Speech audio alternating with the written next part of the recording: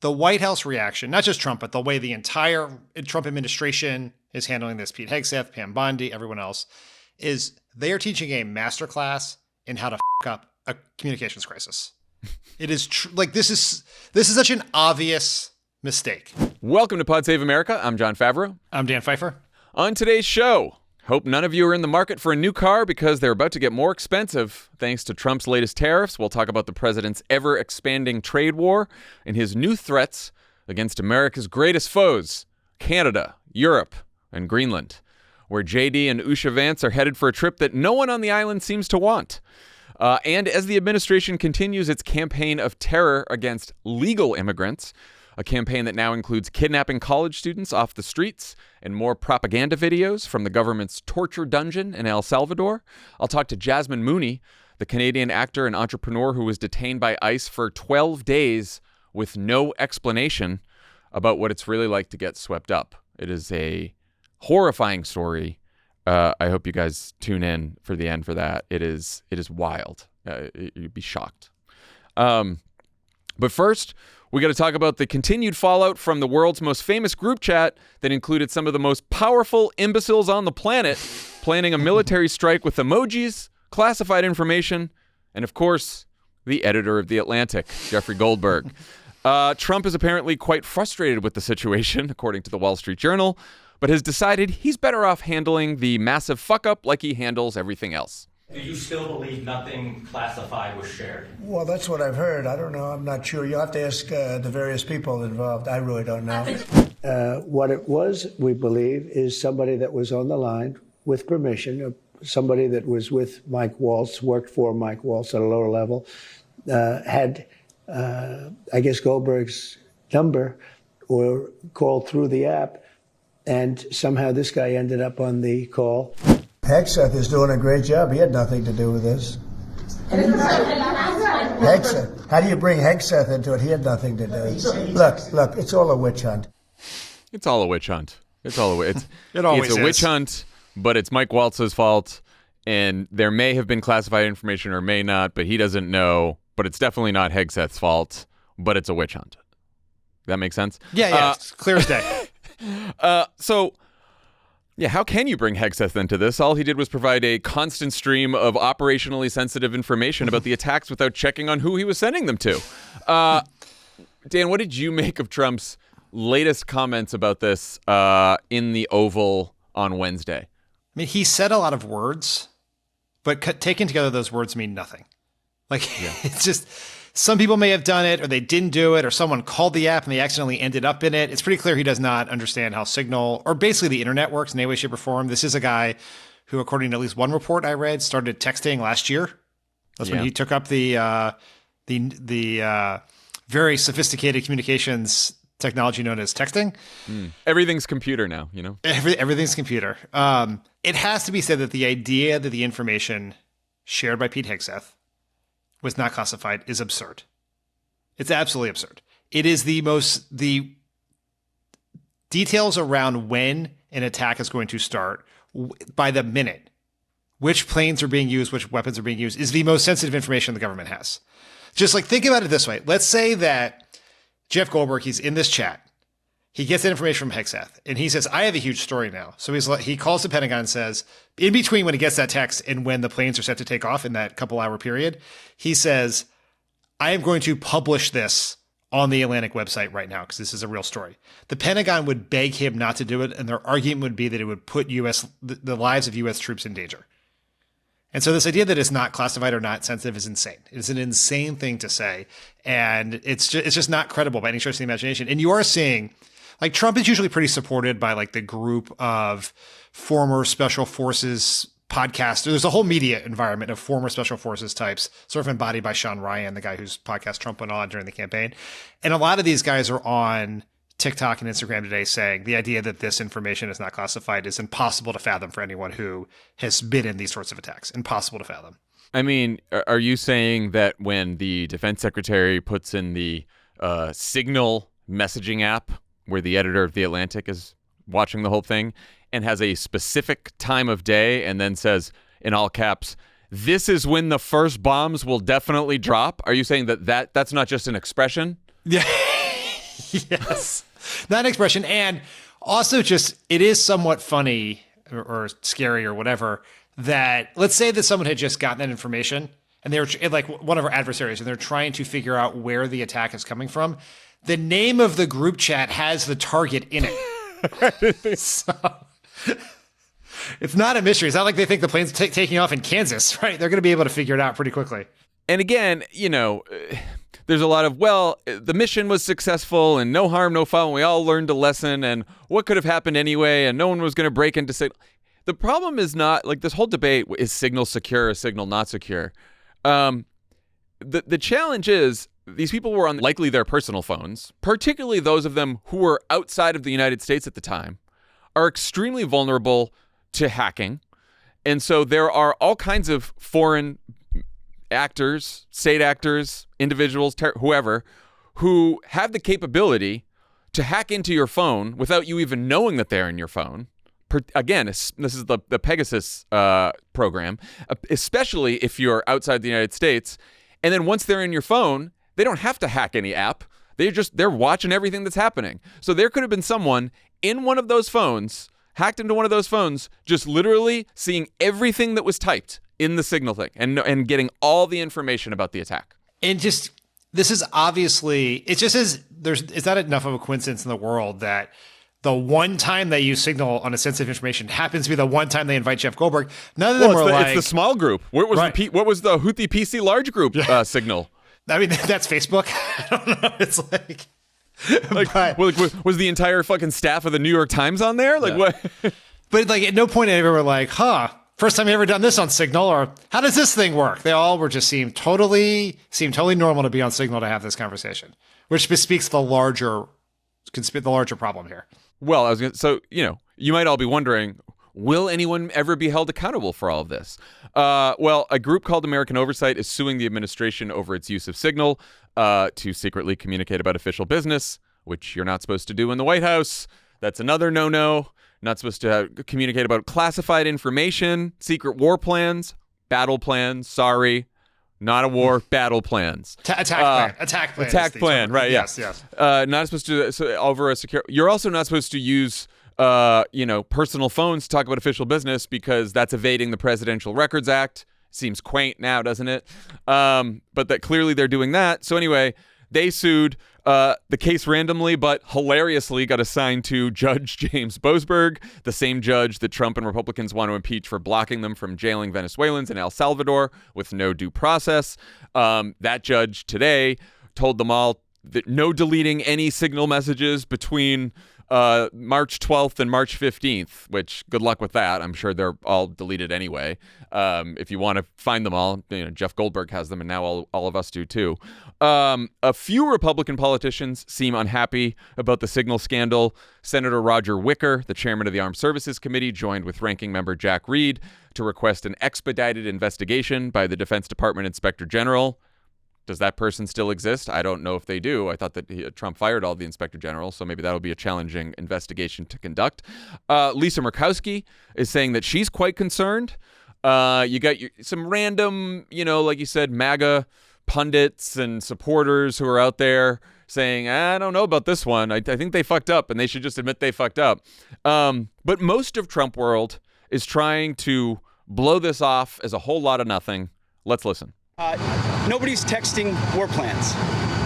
Well, I noticed this morning out came something that doesn't look like war plans. And as a matter of fact, they even changed the title to attack plans. If you want to talk about classified information, talk about what was at Hillary Clinton's home that she was trying to bleach a bit, talk about the classified documents in Joe Biden's garage that Hunter Biden had access to. Should the defense secretary and the vice... Wait, what country are you from? The UK? Okay, we don't give a crap about your opinion and your reporting. Why don't you go back to your country where you have a major migrant problem? I mean, I don't mean to be pedantic here, but how did the number have you ever had somebody's contact that shows their name and then you have somebody else's number there? I never make those mistakes. Right? You got somebody else's number on someone else's contact. So of course I didn't see this loser in the group. It looked like someone else. Now whether he did it deliberately or it happened in some other technical mean is something we're trying to figure out. So your staffer did not put his contact information. No, but how did it end up in your well, that's phone? what we're trying to figure out. Okay. Even Laura Ingraham is like, what? I don't understand what he's saying there. Is he saying that he put Jeff Goldberg's number under someone else with the initials JG, who he was going to invite to the group chat? It's fucking preposterous. I know this is like a small thing because he's just lying and we're just like, they all lie. They don't even try to lie well anymore because they feel like they don't have to. That's really like where we're at right now. Like the lies have never been great. They've never been great liars, but now they're barely trying. So that was Mike Waltz himself, that last clip on Laura Ingraham. And yeah, I guess what he's trying to say is sometimes you put a number in your phone and you mean to name it one person and then you accidentally name it another person with the same initials? What? It doesn't make any sense. And they're like, is it accidental or maybe Jeff Goldberg figured out how to do this? Jeff Goldberg, Jeff Goldberg hacked into the phone and put himself and made Mike Waltz add himself to the group? What is going on? So just to go back, that was the first voice we heard. That was Pete Hegseth, really leaning on. It was attack plans, not war plans. That was Pam Bondi, who has the Attorney General of the United States, whose job it is to investigate, potential violations of the Espionage Act, of mishandling of classified information, any kind of crimes involving classified information, and has basically said she will not be investigating, which I guess no one is surprised by, but, in the past, that's what the Attorney General is supposed to do, even if it has to do with White House employees. Did that happen 2 years ago when Merrick Garland was Attorney General? He appointed a special counsel to investigate Joe Biden, his boss, for the misuse of classified information? Yes. Right. Or I don't know, when James Comey, the FBI director, investigated Hillary Clinton under the Obama administration. Yeah. Remember that? I do. That's why we're in this situation to begin with. But now, yeah. Thanks, Jim. And now we're here. So now we don't even, there's not even like of course the Attorney General's not even going to investigate this because the Attorney General is not an independent actor anymore. The Attorney General is just a Trump flunky. That's it. So that's done. And then there was Marjorie Taylor Greene, wonderful lady, telling a BBC reporter to go back to their country. So that was cool. And then, of course, we heard Mike Waltz. So as for how this loser got on the group chat, it's now come to light through Waltz's public Venmo feed that he has several other journalists on his phone, including Judith Miller and Brianna Keilar from CNN, which MAGA World is not at all happy about. This is what has got, not the classified info on the Signal chat, not including Jeff. Like, it is the fact that it was Jeff Goldberg and some of these unsavory fake journalists that hate MAGA. That's what they're mad about, that Mike Waltz might know them, even though he's pretending not to know them. What do you make of the Republican reaction so far? So let's separate the White House reaction from the broader MAGA world. Yeah. The White House reaction, not just Trump, but the way the entire Trump administration is handling this, Pete Hegseth, Pam Bondi, everyone else, is they are teaching a masterclass in how to fuck up a communications crisis. It is this is such an obvious mistake. Like, you can't discuss sensitive war plans on a group chat. You can't discuss them, as you pointed out, when you're in Russia like Steve Witkoff was, and you really can't deal with Jeff Goldberg. So there's no justification for it. And any normal administration, any normal person would say, we messed up. We learned our lesson. We're going to do everything we possibly can to make sure it doesn't happen again. End of story. And if they did that and promised to do this Inspector General investigation, is going to look at it, we're going to look into the use of Signal across the government, this story would be over. But they can't do that. To say you were wrong is a sign of weakness and disloyalty in Trump's world. And so no one does it. So instead, they're just making up insane things, right? As you said, making up conspiracy theories about how Jeff Goldberg got into their phone, hoaxes, gaslighting, the White House communication team litigating the difference between a war plan and an attack plan, right? And then on top of that, this is when you want to know what happens when you appoint Fox News pundits to run your government, you get what Pam Bondi and Pete Hegseth did there, right? Bringing up the bleach bit, as if she is guest hosting on The Five this week. What are we doing? I mean, I think it is something even darker, which is that they just don't care. And the reason they don't care is because they no longer fear accountability. They don't fear accountability from Congress because Republicans control Congress, and Republicans in Congress have shown that almost to a person, with a very few exceptions, they will do literally anything Donald Trump asks them to do. They are in the middle of defying court orders. We'll talk about that in a bit around immigration.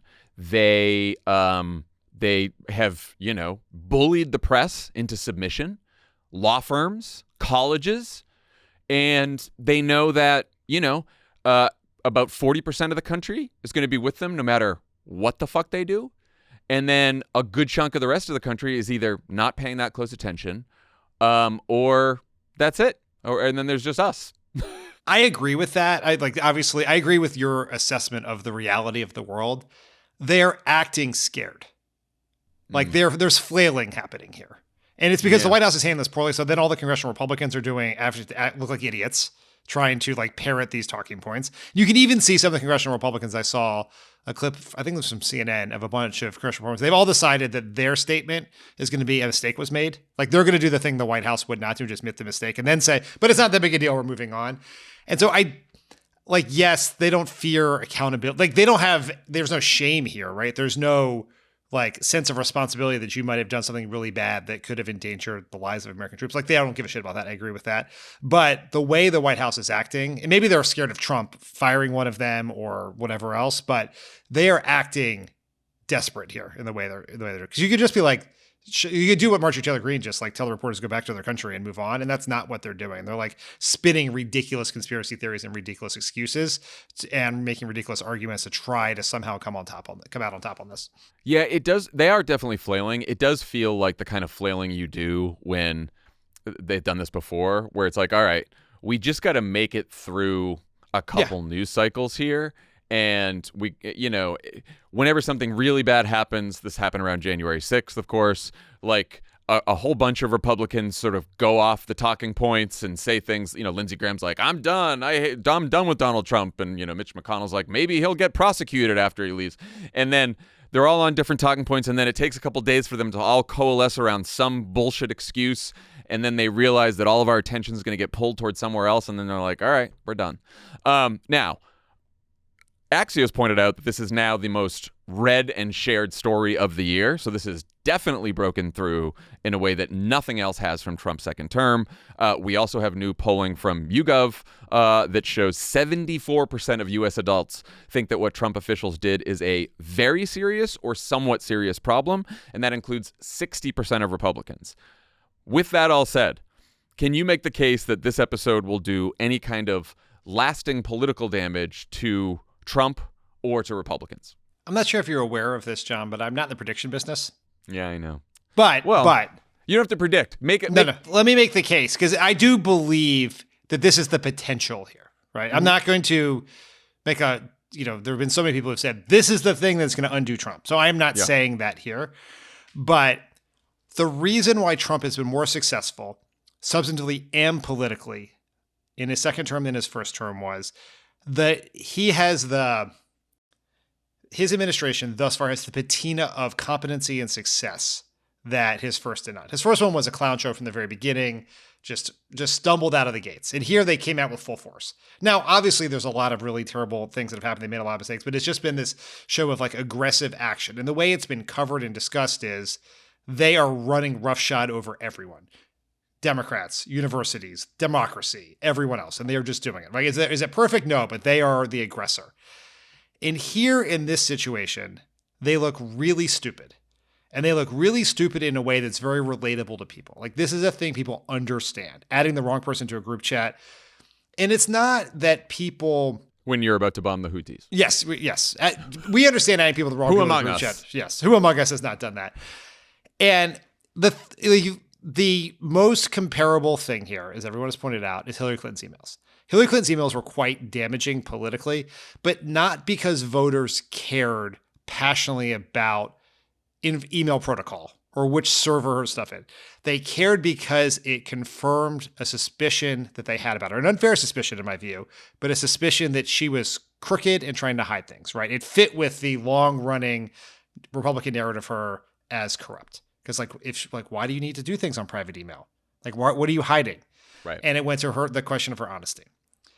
In this case, it goes to a fundamental thing that people worry about with Trump, that he's in over his head, right? That he is incompetent. He's a clown. He's surrounded by a bunch of clowns. He's got the weekend anchor from Fox News running the Pentagon. He's got a Fox pundit as the Attorney General. He's got just all over the place, right? That it's just like, if you lose the narrative of competence, that undermines your strength. And strength is all that Trump has ever had. And that's the difference between being above 50 in the high 40s is where he has been in some polling, although there's been some drops recently, and being back where he was before in the low 40s and the low 30s, in the high 30s. And so, like, you can see a world where this is a thing. Like, there's always one thing that fundamentally ends the honeymoon and shifts the perception of the president. For Biden, that was what happened in Afghanistan. Yeah. And this has the potential to do real damage to Trump. It's not going to end his presidency. It's not going to make everyone take off their MAGA hats and send him back, but it shifts the narrative from Trump the winner to Trump the clown. And that is helpful to Democrats on a whole host of issues. And, even though I do think we will all forget about this, or at least move on from this, as we do every Trump crisis. And even if this is not the thing that shifts it, it gives us an opening, I think, to start framing all of the other fuck-ups as more and more incompetence, right? And so it sort of gives us a door to push on as he continues to, and I do think it's really important that it's not just about him, but it's about the fucking idiots that he has running the government right now, and the fucking bigger idiots that are running Congress, who are going to be up in 2 years, less than 2 years now, for re-election. So I do think that, like, these people we're ruled by crooks and morons is as good of a message as any at this point, because there's a lot of evidence for it. Right. It changes the context. Like, if Elon Musk stood up in the cabinet meeting next week and said he accidentally canceled an Ebola prevention program in the middle of an Ebola outbreak, it would be treated differently than it was treated then. Now it confirms a broader suspicion, and that's when things start to hurt. So Trump's comments on the group chat came during an Oval Office event where he was focused on his true passion, taxing most of the shit that we buy. The president has announced new 25% tariffs on foreign-made cars and car parts.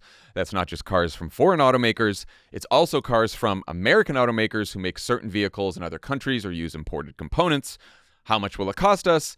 It'll depend on what kind of car you buy and which auto parts are exempted. But several analysts told CNBC that prices consumers pay on the lot could increase by $4,000 all the way up to $15,000 per vehicle.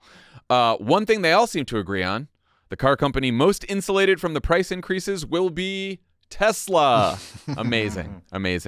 And Trump's not done yet. Here's the threat he posted on Thursday, quote, "If the European Union works with Canada in order to do economic harm to the USA, large-scale tariffs, far larger than currently planned, will be placed on them both in order to protect the best friend that each of those two countries has ever had."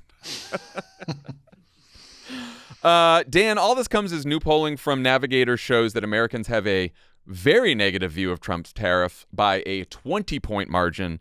Only 23% of voters now support Trump's tariffs. What do you make of all this? It's sort of an amazing political choice, right? Like, substantively, every expert looks at it and says it's not going to do any of the things that Trump says it's going to do, right? He doesn't understand tariffs. He can't explain them. He lies about them, or both. But I guess the way I think about it politically is prices are high. People are pissed about prices being high. They elected Trump to fix those prices.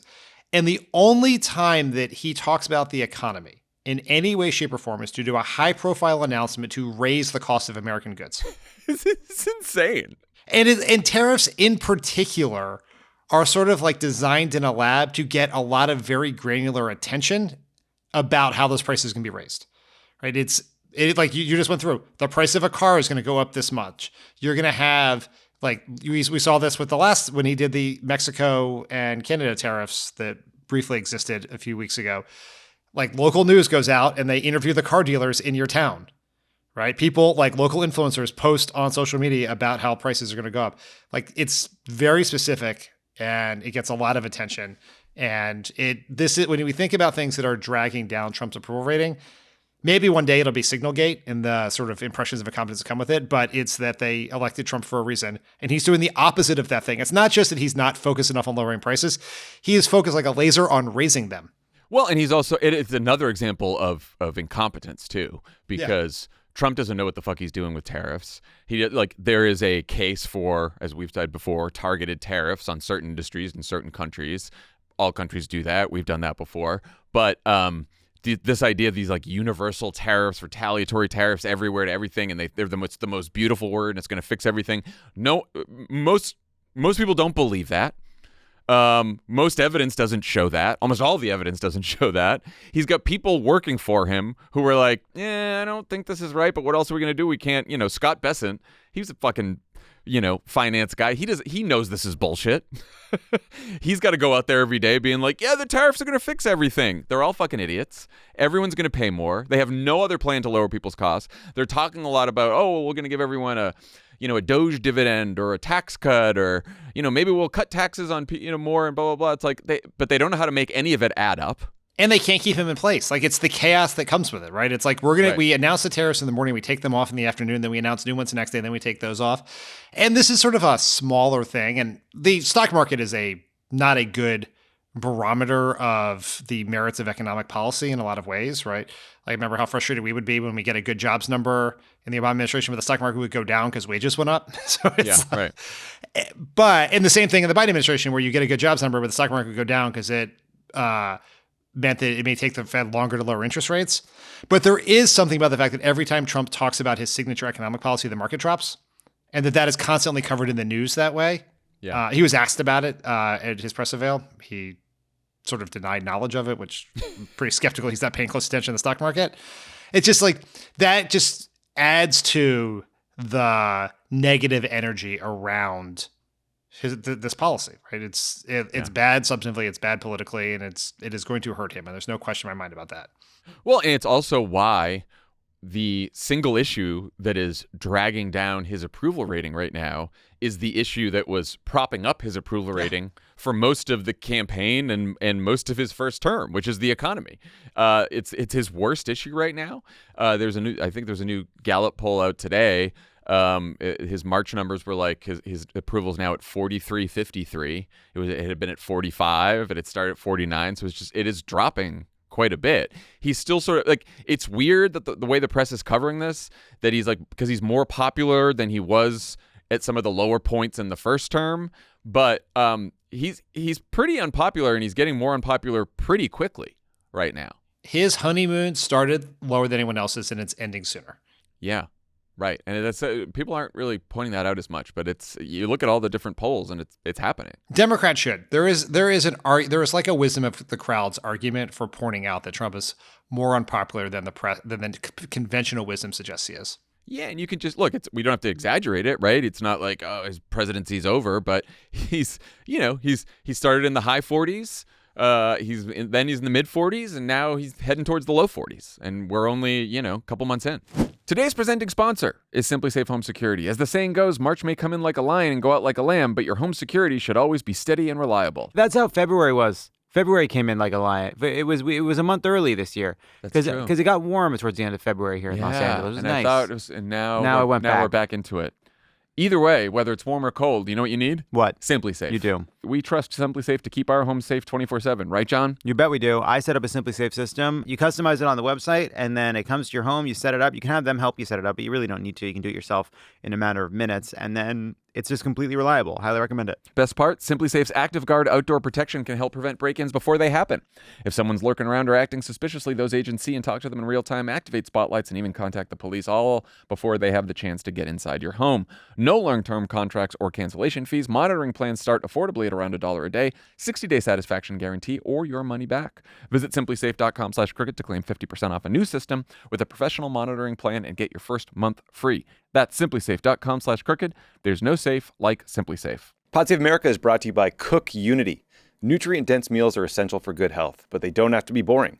Cook Unity offers fresh, flavorful meals for every diet, including keto, gluten-free, and GLP-1 balanced. Their all-star chefs craft each meal with local in-season ingredients that are high in protein, fiber, and unsaturated fats. Meals are sent fresh, not frozen, and are delivered directly to your door at a fraction of the usual cost and time. And if you're looking for a convenient and affordable meal plan to achieve your health goals, go to cookunity.com/crooked or enter the code crooked before checkout for 50% off your first week. I can confirm that their meals are delicious. Check out the mole braised chicken with Spanish rice. That one's really good. Then there's the Sunday sauce rigatoni with fennel sausage and meatballs. Both excellent, excellent options. They have a roster of all-star chefs that include Food Network alums and acclaimed restaurateurs that balance flavor and nutrition in small batch meals sent fresh, not frozen.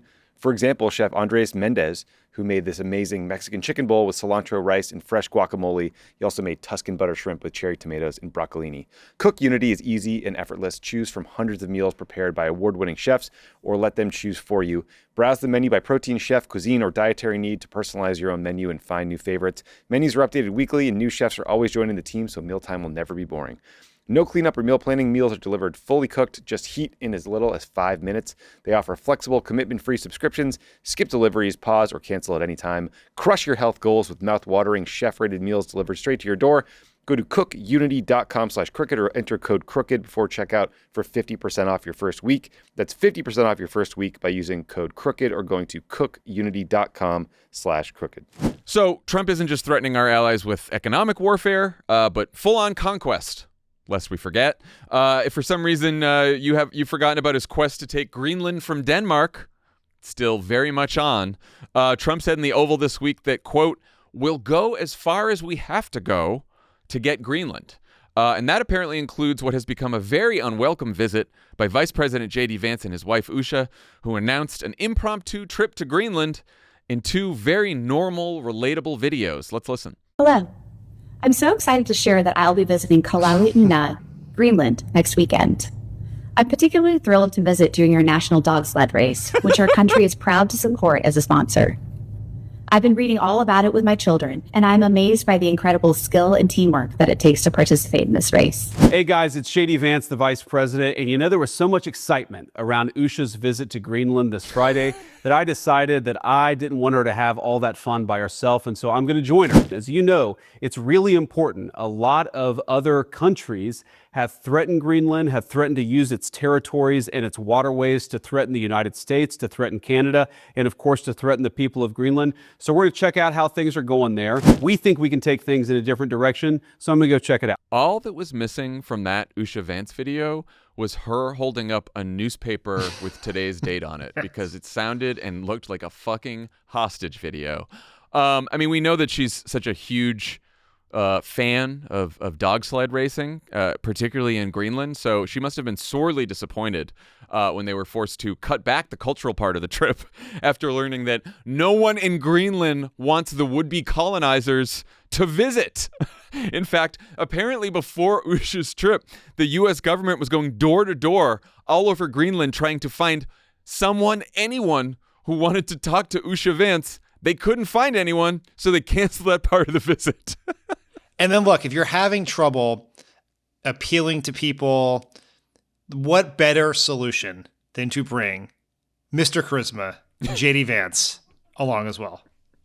You know what? Who should have all the fun? So now they're visiting a military base where I guess they can avoid any encounters with angry locals. Once again, the Danish prime minister said that the trip constitutes, quote, unacceptable pressure on Greenland and Denmark. No one in Greenland is too happy about the president of the United States continuing to say, oh, we get Greenland because you guys got some minerals. And so whether or not you want independence, whether or not you want to stay with Denmark, no, we're going to, what is this? This is crazy. And then Vladimir Putin today was like, Trump's pretty serious about the Greenland thing. Yeah, he's very serious. I don't really understand what's happening here.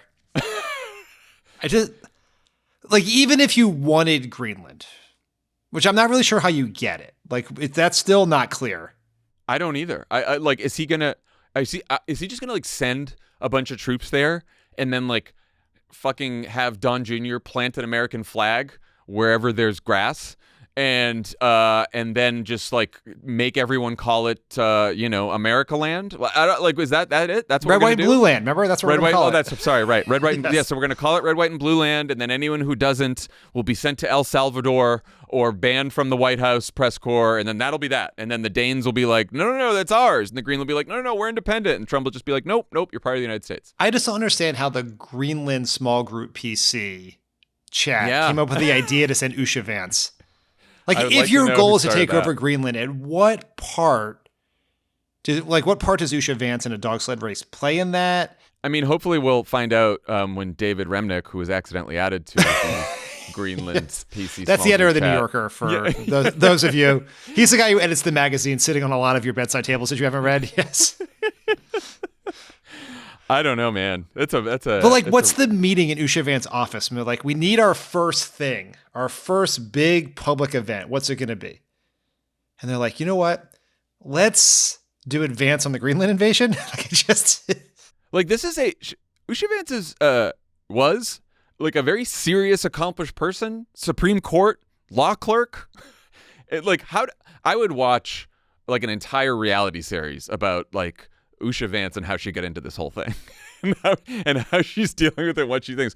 Maybe she's like fully on board and she's just quiet, Maybe she thinks it's fucking crazy. Maybe, who knows? It's wild. Yeah, I'd love to just get a core sample of what's happening inside her brain right now. Yeah. So one media outlet not in the Oval to cover the tariffs announcement was, of course, the Associated Press, which has been banned from the White House for referring to the Gulf of Mexico as the Gulf of Mexico. The AP was in federal court Thursday trying to get their access back. They are arguing that being required to print certain words or face a penalty is a gross violation of freedom of the press. Seems pretty obvious.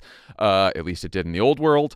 The government argued that the AP hasn't shown that it suffered, quote, irreparable harm because they can still go to events in the East Room, something the AP says isn't always true.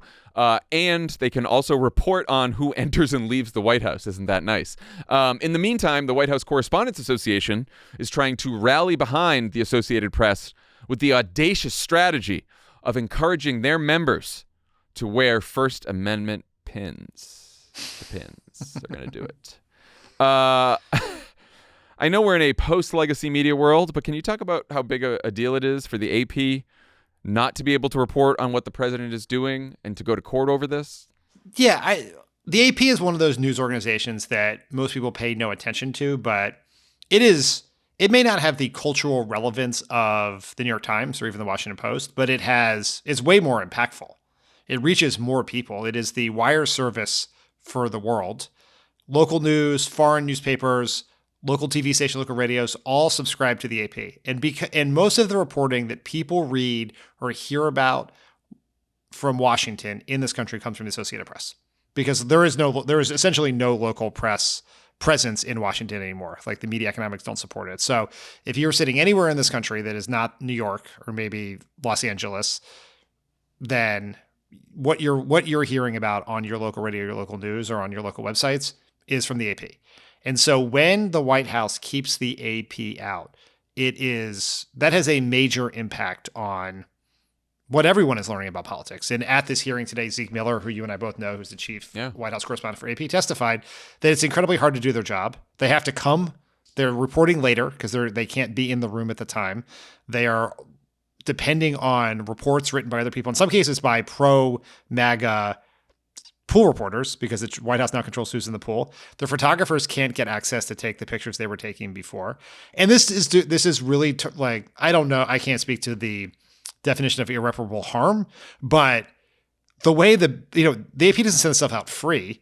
Their business is that people pay them to get this information. And if they are not allowed to get the best information, it is likely going to damage their business. They don't only do, they do sports, they do everything, but politics is a huge part of it. If you can't cover the president of the United States the same way as everyone else, that's going to impact your business in a pretty damaging way. And it affects the public discourse in this country because people are getting less good information because Donald Trump is mad that, as you said, they called the Gulf of Mexico the Gulf of Mexico. And of course, that is the result that the Trump administration intended, or if they didn't intend it, they are certainly happy with it. And Julie Pace, who we also know, who's AP editor, She has a piece in the Wall Street Journal on the op-ed page, making the case that, look, this isn't just about like the Gulf of America, Gulf of Mexico flap. This is much bigger. And if other journalists and other media outlets think this can't happen to them, like they should think again. And we should be standing together on this. And I thought it was really compelling. And I don't know what you think. I mean, look, I know that everyone right now, including journalists and people in the press, are struggling with how to deal with the fact that we have an administration that is pushing this country rapidly towards like full authoritarianism. And that's a hard thing to fight. And there's not a lot of easy answers. I don't know that the First Amendment pin is what I would have landed on. I know it's not what you would not have landed on. But I don't like what do you make of that? I guess it's a start. I don't know what else. I want to criticize it also, but I actually don't know. I guess I do know what else they could do. I mean, they could all use all of their questions to Trump to like fight for the AP. But I guess that would be, then he'd kick all of them out too, and it would just be Marjorie Taylor Greene's boyfriend and a bunch of Newsmax yahoos asking questions. I don't know what to do. Yeah, the most sympathetic or generous thing I can say about the decision or the pins is they don't have a lot of other options. Like, especially the White House Correspondents Association as an organization has no leverage, no power. Their main piece of leverage was that they control the pool. They don't control the pool anymore, and so they're just like looking for something they can do. And a lot of the AP's colleagues have sort of abandoned them here, right? And they're not necessarily because they are being sops to Trump, although some of them are being, I think, overly friendly. Like when Axios volunteered to take the pool duty when they banned the AP. When they kicked out the Huffington Post reporter that they did not like from the pool, and the Axios just volunteered to do that. They could have made us think about that. But they also feel like someone's got to get in to watch what's happening. And if they all leave the AP, then Trump's going to get exactly what he wants. But this is just a reminder that the media, by definition, both in terms of the way they do their business, the culture of the media, the personalities of the people involved, is they are just ill-suited to fight these battles. They have made a choice to be chroniclers of what's happening, not participants in it. And that's a very important choice they made, a very important role. But so whenever they get in fights like this, or whenever they get into a PR crisis, they fail miserably. And the idea of wearing First Amendment pins is something that if a Democratic politician did something like that, they would ridicule them for, but they can't see that they're doing the exact same thing. That was my first thought. I was like, people make fun of Democratic politicians. This is the most Democratic politician move.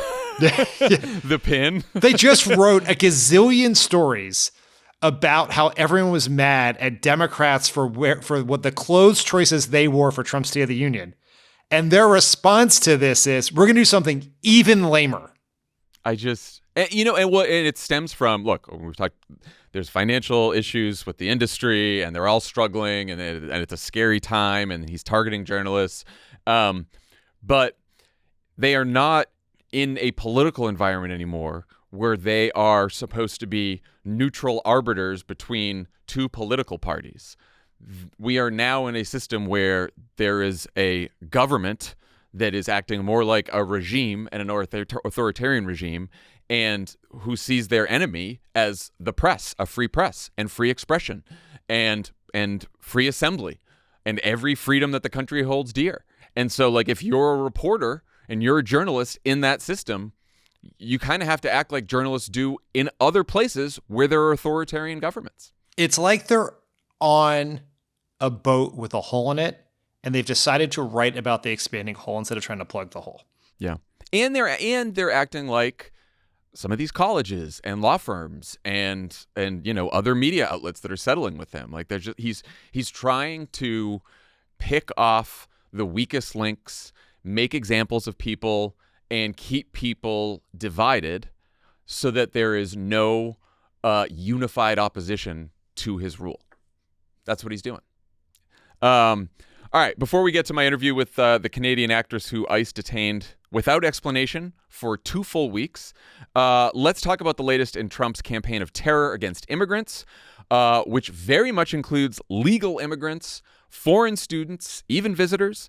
Thanks to reporting from Mother Jones, the Miami Herald, and other places, we are getting a better idea of who the government is disappearing to the Salvadoran torture dungeon. A young Venezuelan baker in Dallas who has an autism awareness tattoo in honor of his little brother that other ICE agents had already cleared, sent him to El Salvador in prison. A Venezuelan musician with no criminal record who came here legally and thought he was at least being deported back to his own country to be with his family. A married father with no criminal record and no tattoos, who the government apparently confused for someone else because of a paperwork error. None of them got trials. None of them got to see a judge or talk to their lawyers or say goodbye to their families. A federal judge has tried to temporarily block the administration from using the Alien Enemies Act to imprison these men in El Salvador without due process. Trump has responded by threatening that judge with impeachment. Mike Johnson, the Speaker of the fucking House, has threatened to eliminate entire court districts, entire district courts. The D.C. Circuit Court of Appeals, which is the second most powerful court in the country after the Supreme Court, has now ruled just this week. They decided to agree with the federal judge in a 3-2 ruling. One of the Court of Appeals judges actually said, quote, Nazis got better treatment under the Alien Enemies Act than these Venezuelan migrants. And what's the administration's response to all this?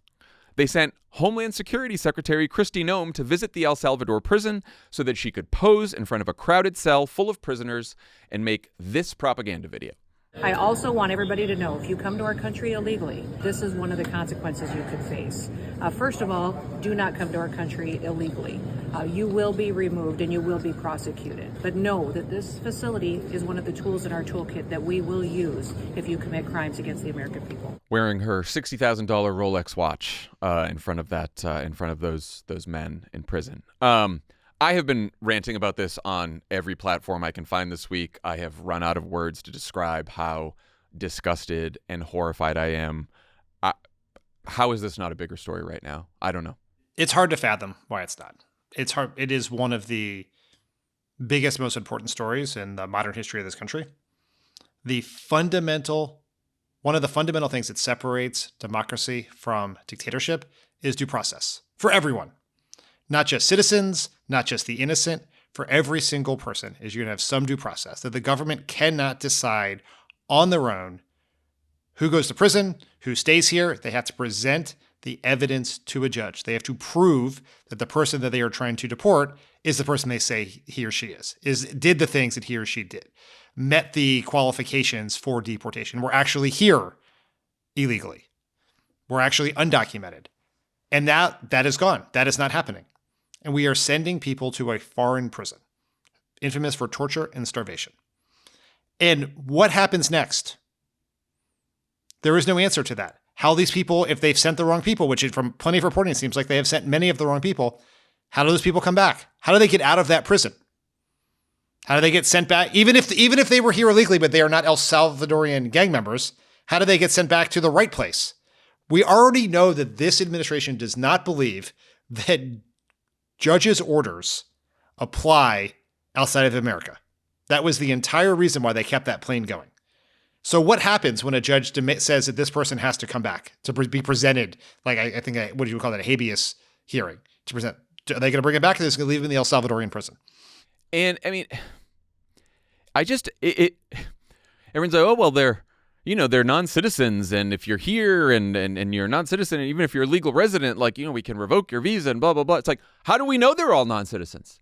We don't, because the government now has decided that they can, plainclothes agents can pick someone up off the street, throw them in a fucking van, put them on a plane, send them to a prison in a foreign country where they could be starved and tortured, and no one's going to know.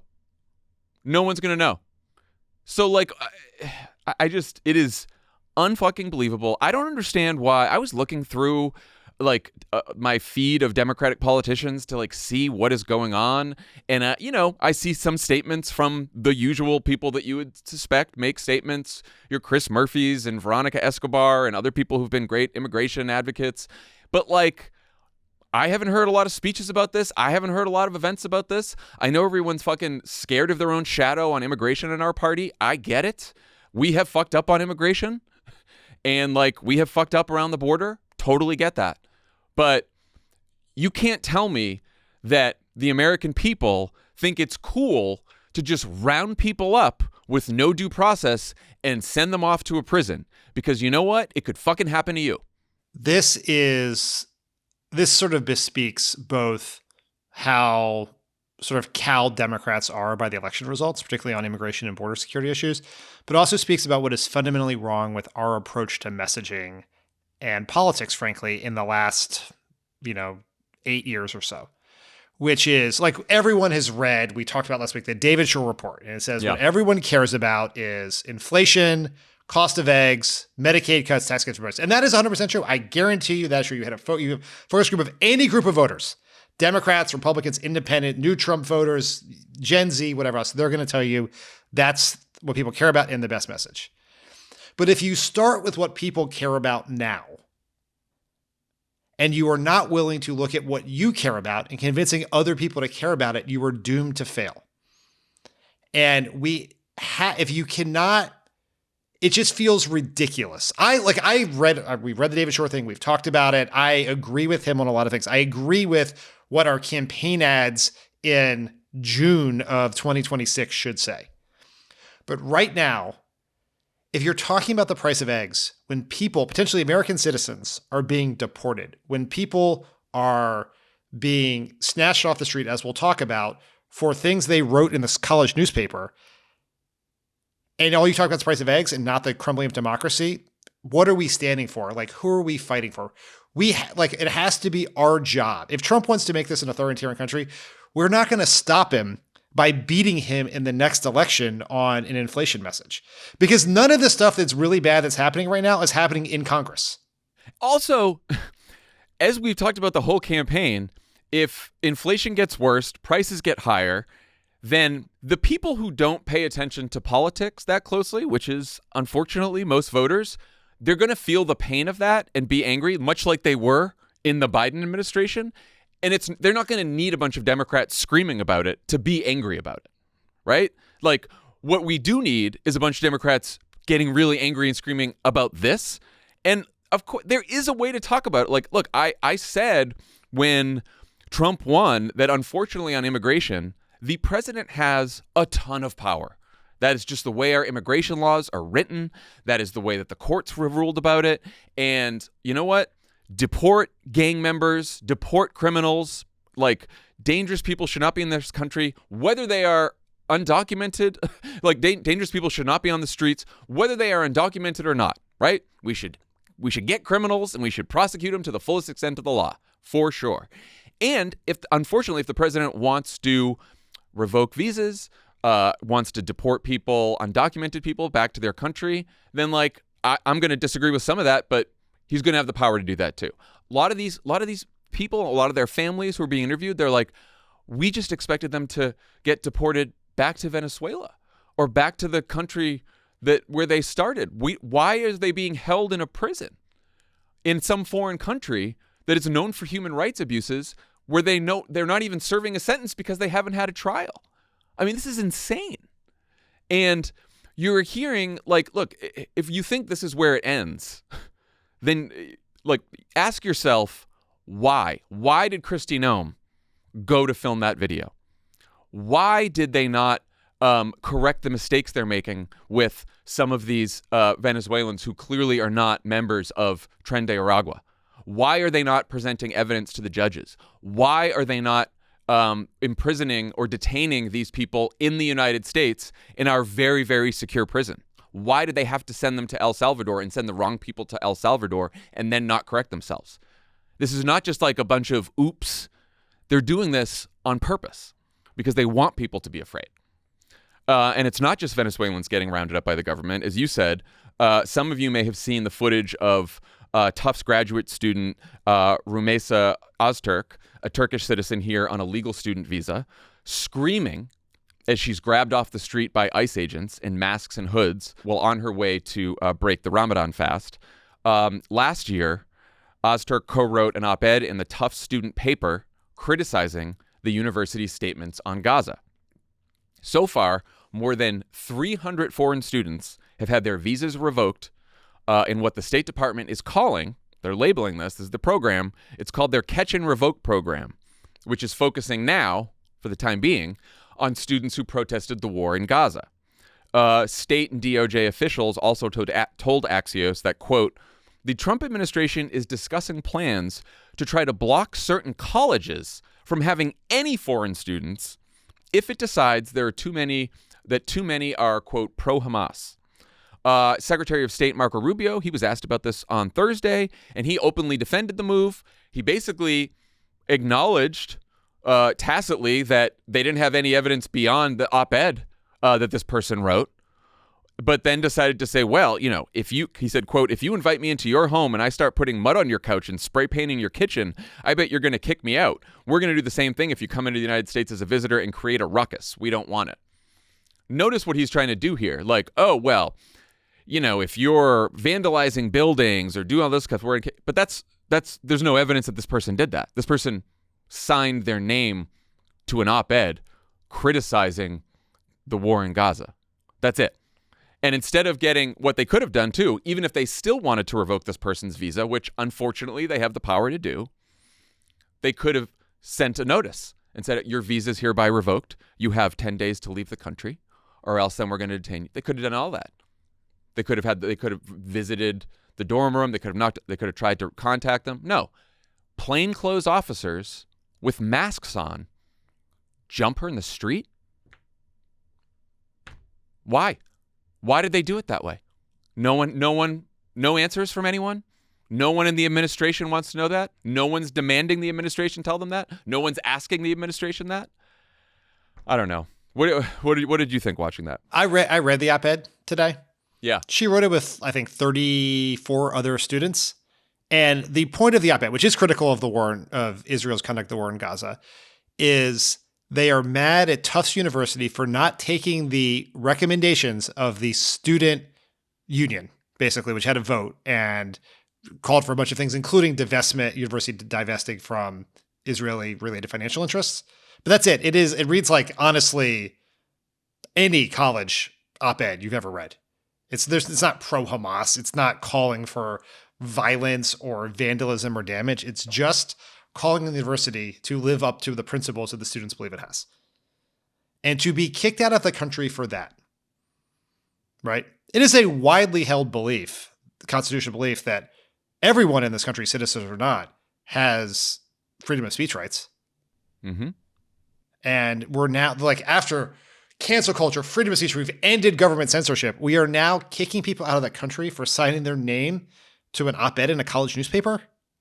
This is not someone who, by any kind of organized violent protests or vandalism, simply put their name on a piece of paper. And they do this because they want to send a message. And it's not just a message to people who are protesting the war in Gaza.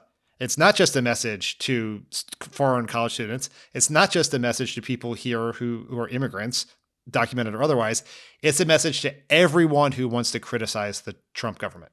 And they are starting with what they believe is the low-hanging fruit. And this is why Venezuelans with tattoos that, if you're not paying close attention to the news, you just assume are members of this violent gang, and college students who, if you're not paying close attention, maybe you think that they were burning down buildings or vandalizing them or doing all kinds. And so they're starting here, but then they keep pushing, and they keep pushing the bounds of the law, and it keeps getting worse and worse. And if you want to know where they're headed, Stephen Miller has said many times that we started a denaturalization program in the first Trump term that they didn't get very far on, and that they want to do it again. Denaturalization. So they want to take people who are immigrants who've become citizens and then denaturalize them. And usually people are only denaturalized when they have committed fraud on their when they tried to become a citizen, or they have done, they have committed some heinous crime and renounced their citizenship or joined a foreign terrorist group or whatever it may be. Very rare that someone is denaturalized. Like Nazis were denaturalized in this country. And So now Stephen Miller wants to expand that program. The birthright citizenship thing. The idea that if you're born here, that's how you have citizenship. And they want to challenge that. Because what they ultimately want is they want to decide who gets to be a citizen and who doesn't. Whether you are a citizen now or you're not. They're already talking about, if you vandalize a Tesla, you're a domestic terrorist. And if you're a domestic terrorist, then maybe you should lose your citizenship. Have you been an American your whole life? They don't really care. Maybe they'll send you to El Salvador. Someone asked Trump about that. What did he say? Did he say, no, of course I'm not going to send an American citizen to El Salvador? No, he didn't say that. He said, well, a domestic terrorist, you shouldn't burn a Tesla. So this is why, if you think right now that this is this is just about students who were creating a ruckus, as Marco Rubio said, about Gaza, or gang members who were here illegally, that's how it starts. But they are rapidly moving towards trying to really target their enemies, their political opponents. And I did a video for this on social, and 90% of the comments were like, well, what can we do? This is horrible. What can we do? And I don't know right now, other than I do think that more leaders have to speak out, and more of us have to be unafraid to speak out, and not get all wrapped up in what is the most politically viable message of the day. But fundamental rights are being trampled on here, and we all have to fucking wake up. I don't know. Am I just going crazy? No. You're right. All right. So we wanted to spotlight one of these stories. Canadian actor Jasmine Mooney was detained for 12 days trying to cross into the country. She had work visas. She had worked here for a long time. It's a horrific story. I spoke to her Thursday afternoon about what happened. So you're going to hear that interview next. We're going to take a quick break, but before we do that, a reminder for all of you who live in Wisconsin or near Wisconsin, you guys have a super important state Supreme Court election this coming Tuesday, April 1st, between an excellent qualified judge named Susan Crawford and an Elon Musk-backed MAGA loser.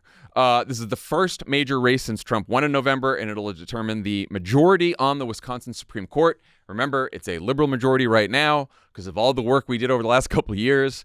But if Susan Crawford loses, it'll be a conservative majority again, with implications for abortion, redistricting, and the 2028 elections. So get everything you need to make your plan to vote or volunteer before Tuesday at votesaveamerica.com. Paid for by Vote Save America. You can learn more at votesaveamerica.com. This ad has not been authorized by any candidate or candidates committee. Pod Save America is brought to you by Quince. Vacation season is nearly upon us. This year, I'm treating myself to the luxe upgrades I deserve with Quince's high-quality travel essentials at fair prices. Like lightweight shirts and shorts from $30, pants for any occasion, and comfortable lounge sets. With premium luggage options and durable duffel bags to carry it all. The best part? All Quince items are priced 50 to 80% less than similar brands. By partnering directly with top factories, Quince cuts out the cost of the middleman and passes the savings on to us. And Quince only works with factories that use safe, ethical, and responsible manufacturing practices and premium fabrics and finishes. Gotta love that. I love Quince and just got some t-shirts for the spring. I didn't even know they also have luggage and duffel bags. I could use a new duffel bag. You could use a new duffel bag. But their shirts are great. Their pants are great. I have some of those as well. For your next trip, treat yourself to the luxe upgrades you deserve from Quince. Go to quince.com/cricket for 365-day returns, plus free shipping on your order. That's QUINCE.com/cricket to get free shipping and 365-day returns. Quince.com/cricket. Pod Save America is brought to you by Aura Frames. We all know someone who loves taking photos, but all of those pictures are just wasting away on their phone or in the cloud. Start putting them to good use with the unique, stylish digital picture frame from Aura Frames. It was named the #1 digital picture frame by Wirecutter, and for good reason. It's so easy to set up, and they have different frame options. Share photos or videos from any device, and they will instantly appear on the frame wherever it is in the world. No memory card required. Add unlimited photos and videos, and invite as many people as you want to a frame. There are absolutely no hidden fees or subscriptions. Upload videos up to 30 seconds long, and your favorite live iPhone photos will play right on the frame. The embedded speaker can play audio on demand. I got my parents one of these for Christmas and preloaded it with a ton of pictures of our kids, and they absolutely love this and constantly bug me to ask if I can remember to upload more photos to the frame. which as soon as they do, I do. And it takes like 10 seconds to pick a bunch of pictures and just put it in the frame. And then they're really happy. So it's a great gift. Very cool. The best part is that it comes with unlimited storage. All you need is the free Aura app and a Wi-Fi connection, and you can upload as many photos and videos as you want year round. Right now, you can save on the perfect gift that keeps on giving by visiting auraframes.com. For a limited time, listeners can get $20 off their best-selling Carver mat frame with code AURA20. That's AURA frames.com, promo code AURA20. Don't forget to mention that we sent you to show your support for the show. Terms and conditions apply. Jasmine Mooney, thanks for coming on and sharing your story. Thank you for having me. I'd love to start by asking you to just talk about the ordeal you've been through for people who aren't familiar. You're a Canadian actress and entrepreneur who's spent a lot of time working in the U.S. You were trying to apply for a new work visa earlier this month, and then what happened? So I'll give you a little backstory of how I got into this situation in the first place. So a year ago, I had been offered a job working for a health and wellness company in Los Angeles. So I had originally applied for my TN visa at the Canadian border, which weirdly got denied over a letterhead. They said we weren't professional and we're missing the letterhead, and he denied me and said I had to reapply. And obviously super annoying, but I truly didn't think it was that big a deal because you can keep reapplying. And so my lawyer was actually based in San Diego, and he said, Jasmine, just come on down San Diego. We'll go to the San Diego border. I'll come with you to ensure that there are no issues with your paperwork. So I ended up going there, went into the immigration office, got my visa within half an hour, and I was working and living in California. So fast forward to about 4 months ago, I had been traveling back and forth, absolutely no issues until I got stopped. And one of the agents was like, why were you originally denied and then you went to that border? That seems really shady. And I explained my story, and he said, well, you're not allowed to process visas there. And I said, well, I'm sorry, I did. Like, they did process my visa. My lawyer's been doing this for 20 years. I have many friends that have done it there. And then he said, well, it wasn't processed properly. So it was just like this weird back and forth. And then they took me to secondary. It just seemed like they were trying to find anything to revoke my visa. And then as they were going through the company that I was working for, one of the beverages has hemp in it. And he said, you can work for them in Canada, but you're not allowed to work for them in America. And he revoked my visa. So I ended up staying in Canada for the next few months. And then I didn't want to have to appeal it. I just didn't want to have to deal with any issues moving forward at the border. So I ended up getting another job offer with another health and wellness brand. And I called my lawyer. I'm like, can I just reapply the same way? And he said, yes, of course, you're allowed to reapply. Worst thing that can happen is they just deny you like you were the first time. And I'm like, okay, great. And because I was so familiar with the office previously, I was like, I'm just going to go back to the office that they gave it to me before. So that was, I guess, 3 weeks ago now. And so when I entered, I had like 50 pages of my paperwork applying for my TN visa. And the woman goes, you're not eligible for this visa. And I said, well, I just had this visa. I was just living in America with this visa. And sure enough, she calls her supervisor. Oh, okay, yes, you are. You are eligible for this visa. And then they accepted my visa. And then while they were processing my visa, they were just going back and forth. And they're like, oh, your passport's going to expire in a couple years. And I'm like, well, can I just, because the visa I was applying for was 3 years. And she said, I'm like, well, can you just give me this visa and then I'll come reapply for the last year? They said yes. And then I went back and sat down. And then she called me back over and she said, I'm so sorry, but we messed up because you had a denial and because you had your visa voided. You need to apply for your visa through the consulate. And I said, no one has ever told me that. My lawyers did not know that. I'm sorry. I will go do that. And she goes, you didn't do anything wrong. You're not in trouble. You're not a criminal. And that was a really weird thing that she said because I'm like, of course, I'm not a criminal. And she goes, but we have to send you back to Canada. And in my head, I was like, okay, I was planning on going back anyway. And I sat down and I started looking at flights. And then next thing you know, this man comes out and he said, Jasmine, can you please come with me? And I followed him and they ripped my stuff out from my hand. They took my cell phone. They put me up against the wall. This woman started patting me down. They ripped off my shoes, ripped out my shoelaces, and I got put into a jail cell for 48 hours.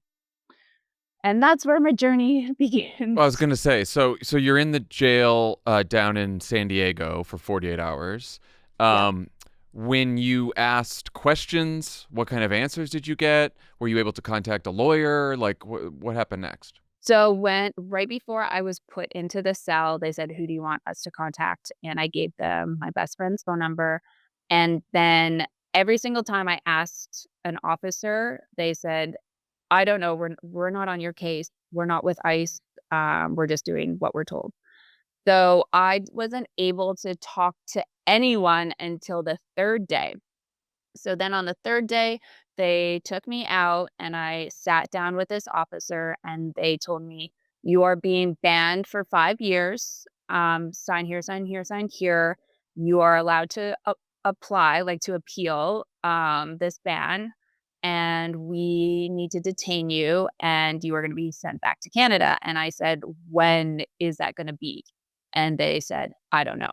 And that is literally what I was told over and over and over. I don't know. And then from there, I was placed into a real prison. And then I spent almost 2 weeks in 2 different prisons, actually. And so one prison was a detention center near San Diego, and then and what was that? That's when they sent you to the prison, and you were like on a floor with just a paper blanket and so that was in what I'm like I've learned all the prison lingo now. So the first 2 days it's they call it holding. So I was put in a small freezing cold jail cell on this tiny mat, sleeping on the cement, and they don't give you pillows or blankets. They give you this weird aluminum sheet that wraps over your body like a dead body. And there are about 5 other girls in there. And then on the third day, that's when they process you into prison. So it's a full day of fingerprints, interviews, medical, psychological tests. And you're sitting in a jail cell in between those. It's freezing cold. They made us shower and change into the prison outfit. So then you're sitting in this prison cell with wet hair. And then late at night, they put me into the prison where it's literally like the movies, like 2 levels, rows of cells, common area in the middle. And that was in San Diego. And at this point, you originally contacted your best friend. Now you're not able to talk to anyone. You don't have your phone. You don't have anything. Well, like, what is going through your mind at this point? You know what? It's so weird because when I got out of there, it just felt like, I'm like, did that even just happen? Because when you're put into the system, you're in fight or flight. I think, honestly, I just went into shock. I tried to just sleep. I'm like, I'm not going to be in here long. Let's just sleep this through. And I meditated. And then when I got into the okay, actually, I'll tell you this story. So before I was placed into real jail, I was begging anyone to give me answers. And one of the officers goes to me, he's like, listen, I don't know your case. You could be in here for days, you could be in here for weeks, but you need to prepare yourself mentally right now to be in here for months. So can you imagine someone saying that to you? No. That is when I started like having serious panic and anxiety. And then when I got placed into real prison, I kind of I was in shock still, barely slept. And I think I just I didn't leave my cell for the first day because I was just in utter disillusion of what was going on. And then I think I really would have lost it when you were transferred to a second, or I guess at this point it'd be the third detention center, and that one was in Arizona. In Arizona, yes. So what was that? So were you when they transferred you there? Were you like, what the hell is going on? Why am I going to another detention center? Why am I getting shackled and thrown in a van? And so it was, I think, on the third day from the original jail, and I got woken up at 3 a.m. and the guard was like, "Pack your bags, you're leaving." And in my head, I was like, "Oh my God, finally I get to go home." And then I went downstairs, and there was about 10 other girls standing there, and everyone was crying, but like not happy tears. Yeah. And that's when I learned about the term transfer.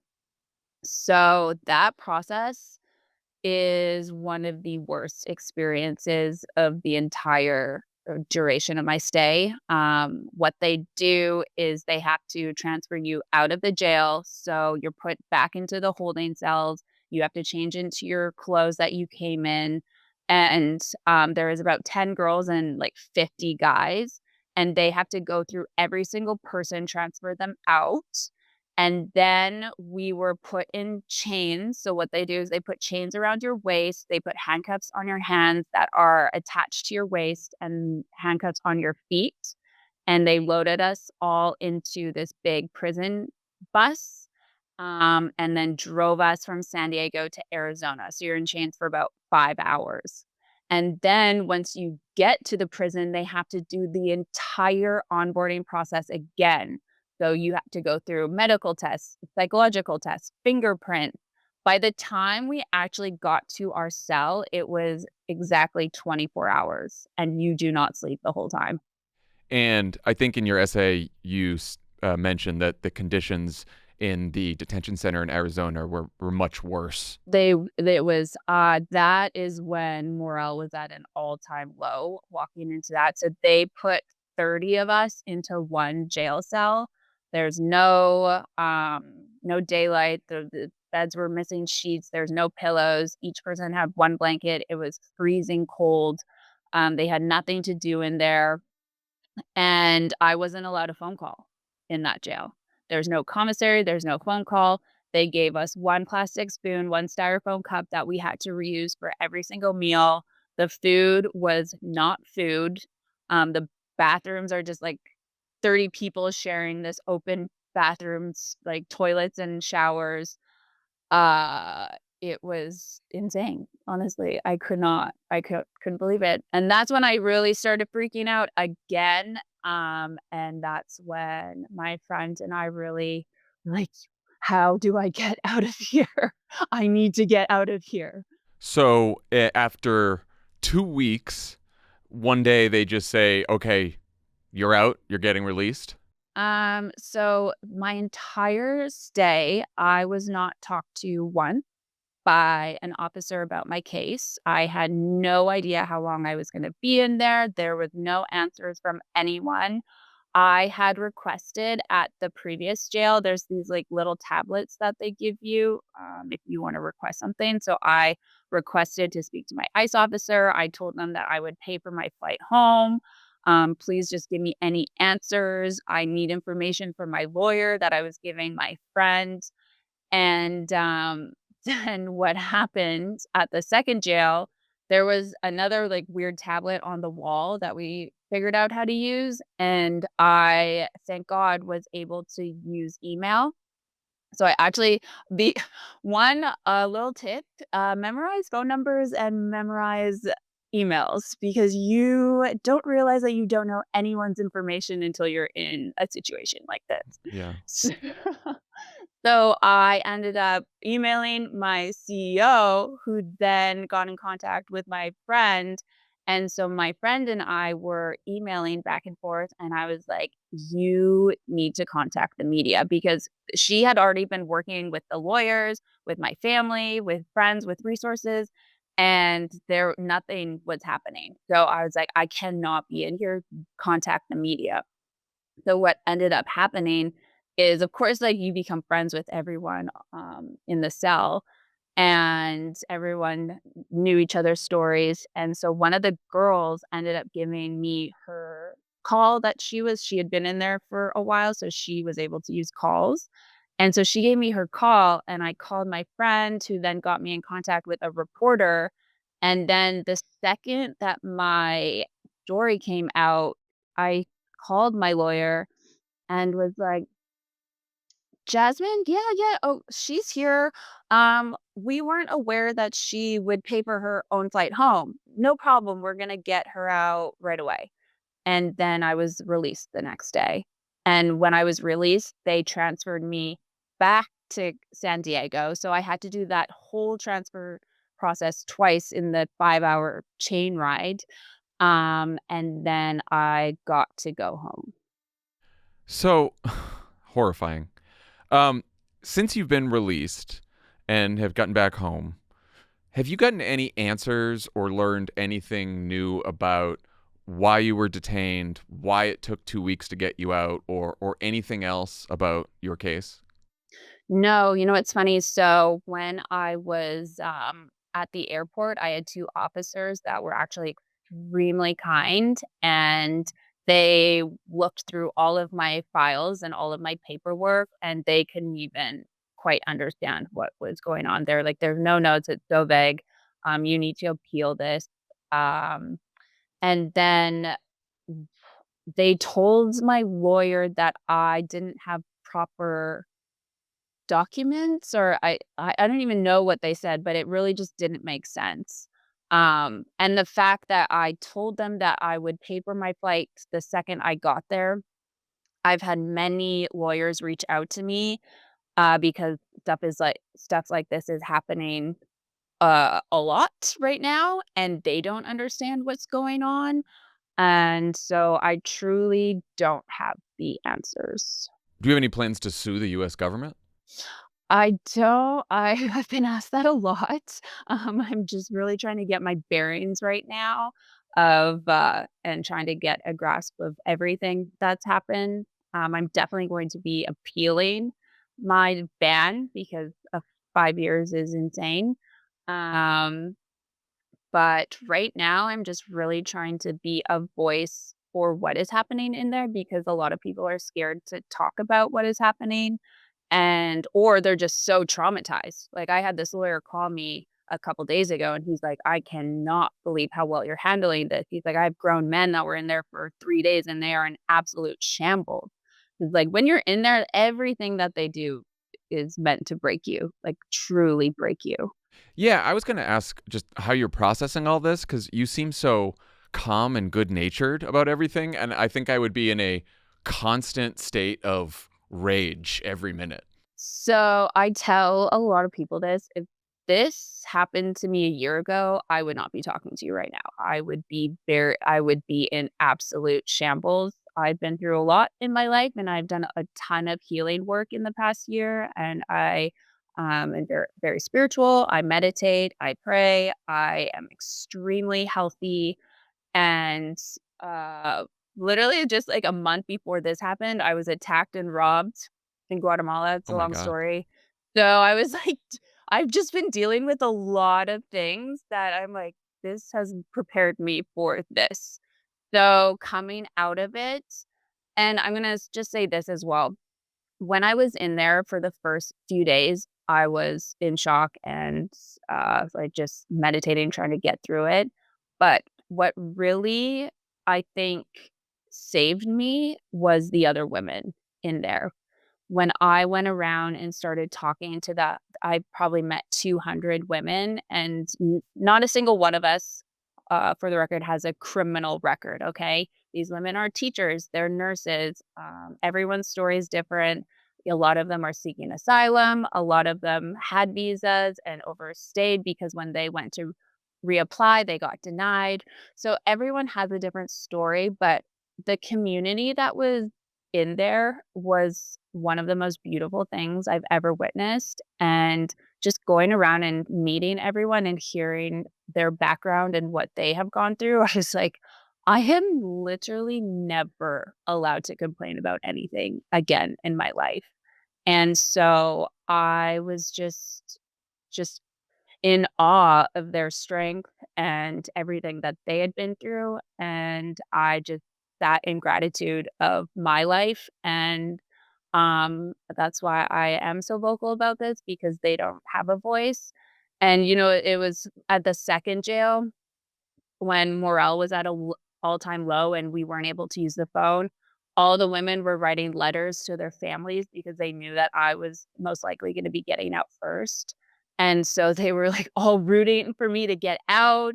And then I promised every single one of them that I would do everything I can to be a voice for this, because what I saw was so deeply disturbing in such a broken system that should not be happening. And there's such easy changes so that this doesn't need to happen. Yeah, I mean, I was going to ask because, I've been talking about a lot of these cases for a while now in our last couple weeks, since it's really been happening a lot, and everything that's going on with sending Venezuelans to El Salvador with no criminal records and no due process. And, the most common question I get is, this is horrifying. What can I do about it? What can we do? Have you thought about how you want to be a voice for reform here and what people can do? So, obviously, this is shooting for the stars and the moon. But in a perfect world, I would love to be able to talk or get to the top, to the administration, to really tell them what is truly going on behind closed doors. Because you have to remember, these institutions, they're privately owned and publicly traded, right? They are given grants from the government, and I think they are completely abusing. I know they are abusing the system. They are cutting costs everywhere they can to make money because it is a business. And I know this because the jails actually emailed my lawyer and asked me to take my essay down. So And you told them to fuck off, I hope. I said, no, thank you. Yeah. And so I just want to give the administration the benefit of the doubt because, as you know, they hate wasting money, and this is an extreme, extreme waste of resources. And so, and I'm coming at it as, listen, I do not support being in the country illegally. I went to America trying to do it legally. And all the women that I met who were getting deported, they were like, Jasmine, we're not mad about getting deported. What we are upset about is the process in which we are taken from our homes, off the streets, put into this system that makes it literally impossible to get out. Why are we stuck in here for months? Listen, I am Canadian. I am white. I have a Canadian passport. I have resources. I had politicians. I have a lot of connections, and it took me nearly 2 weeks to get out of there. Can you even imagine what these women are going through? And then they're getting shipped back to their countries, and they don't have an opportunity to get any of their belongings. And I asked all of them, what are you doing with all your stuff? And they're like, we can't afford to send it back to our countries. So we're literally just leaving it. Everything they own just left. And these women had been working in America for 5-10 years. I mean, like I said, everyone's story is different, but there just has to be a better process for non-criminals. And that's what I'm trying to be a voice for. Yeah, and look, I'll just, speak from having experienced the immigration policy and immigration system here in the United States, both inside of government and outside of government. And in a normal administration, it is true that the immigration system here is broken, that we have these for-profit private detention centers that absolutely abuse the system because it is for-profit. And I do think it is tough enough to fix this system in an administration that is trying to fix the system but can't, like I would say the Biden administration. Unfortunately, the Trump administration has now seen a lot of these stories. They've read them, they've responded to them, and basically their response is, we don't fucking care. And in some ways, they're trying to, it feels like, scare people from coming here. And using it as a lesson, That was, there's just so many layers to what I saw and what I witnessed. And again, so many different stories because you have people who are getting deported and then you also have people seeking asylum. And so I don't have the answers of how we can make change, but I am trying. Yeah. I am trying to use my voice. I think the more people that come forward and speak out, because again, like I said, a lot of people are really scared to use their voice on purpose, right? Like Yep. they want us to live in fear. And that is why I'm reaching out, or you reached out to me, but people like you with big platforms that see this and hear this and they're like, okay, how do we actually make it change? Yeah. Because again, this is wasting so many taxpayer dollars that is so unnecessary Yeah. and completely inhumane. Like, I don't think, like, I saw a lot of comments where they thought that I was lying about being in chains, right? Like, and it was funny when I got taken to the airport, I could hear them on the radio because my story had been out. So there was media waiting for me at the airport, and I could hear them on the radio being like, do not let the media see her in chains. And the car kept circling and circling, and they ended up sneaking me into the airport so no one would see me. So it's yeah, it's a lot. And listen, I had it easier than everyone else, right? Like this other Canadian actually just reached out to me and he was in there for 32 days.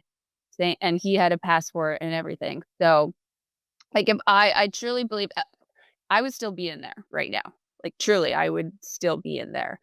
So I don't know. What do you think? Like you've worked in politics. What do you think? I mean, I've never been at more of a loss than I am right now, especially on this issue. And I do think, like you said, I think everyone needs to start speaking out. Everyone needs to realize that when this happens, you might think, oh, this could never happen to me. Or, I'm a legal resident. I have a visa. I'm doing this the right way. Look, they're even talking about, denaturalizing citizens in this country now. And so I think that people need to get loud and speak up and talk to their members of Congress. And, at some point, peaceful protests, I think, are going to be in order. And so, yeah, we're going through a lot here south of the border, as you guys know. So, and because now it's affecting all of you as well. Yeah, I mean, it's working. Like the amount of people that have said that they're scared to travel right now is so alarming, and it's so sad because, as you know, like we're your neighbors, Yeah. and no one, I'm talking no one deserves what they do to you in there. Yes. Like it's sick. Like I just thank God I have done so much work on myself. What I witnessed in there was so gut-wrenching. Just these women haven't seen their children in months, and I'm just trying to console whoever I can. And you're like, I don't understand how this is happening. Like, truly, there were moments where I'm like bawling, being like, I don't understand this. This doesn't make sense. How can this be happening? And something has to change. It has to. Yeah. Well, Jasmine, I'm so glad that you're okay and that you're back home. And on behalf of as many Americans as possible, hopefully most people in this country, I apologize for how you were treated. And thank you for sharing your story, and thank you for speaking out. And please let me know how we can help here. Yeah, truly, honestly, I'm trying to get my essay in as many hands and ears and eyes as possible. And podcasts like this, the more people that see it and are aware that this is happening, and then I encourage other people who have gone through this to start speaking out. Numbers count. Yes. And so I think that's our best bet on something like this. I agree. Thank you for coming on and sharing your story. And Of course. appreciate Thank you it. so much for having me. Absolutely. Take care. That's our show for today. Everyone have a great weekend. Oh, we will be in your feed on Sunday for a special bonus episode. I interviewed Ezra Klein and Derek Thompson about their new book, Abundance. They came here to LA and they came to the studio, and we had a nice long conversation that was going to be the interview on this episode, but it ended up being so long and interesting, we decided, all right, we're going to do a whole bonus episode about it. So you will hear that on Sunday, and then Lovett and Tommy and I will be back in your feed with a brand new PSA on Tuesday. Bye, everyone.